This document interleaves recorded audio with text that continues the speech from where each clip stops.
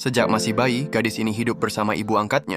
Tapi meskipun hanya ibu angkat, gadis ini sangat menyayanginya. Dengan penuh kasih sayang, setiap hari ia menyiapkan makan untuknya. Dan hari itu, gadis ini mendapat undangan dari seorang bos untuk memamerkan baju hangat buatannya. Gadis ini pun akan pergi menemui bos itu dan mengajak ibu angkatnya. Sambil menunggu ibunya makan, gadis ini segera pergi ke butiknya untuk mengambil baju hangat yang akan dipamerkan kepada bos itu. Dan ketika gadis ini pergi, seorang wanita yang dari tadi sudah mengawasinya segera masuk ke dalam rumah. Wanita itu pun langsung memarahi ibu angkatnya dan mengacak-ngacak makanan.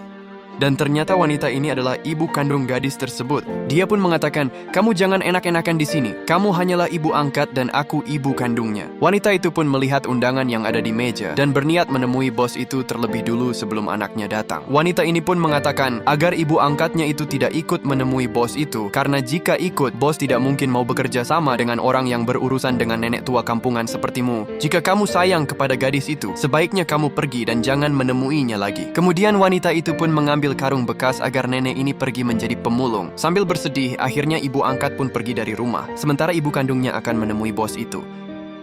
Dan ketika gadis itu pulang, dia pun sangat panik. Saat memanggil dan mencari ibunya, ternyata ibu angkatnya tidak di rumah. Sambil bersedih dan terus menangis, gadis ini segera pergi mencari ibu angkatnya tersebut. Meskipun ibu angkat melihatnya, tapi dia tidak menemuinya dan terus bersembunyi karena teringat kata-kata wanita itu, "Jika kamu sayang kepadanya, jauhi dia."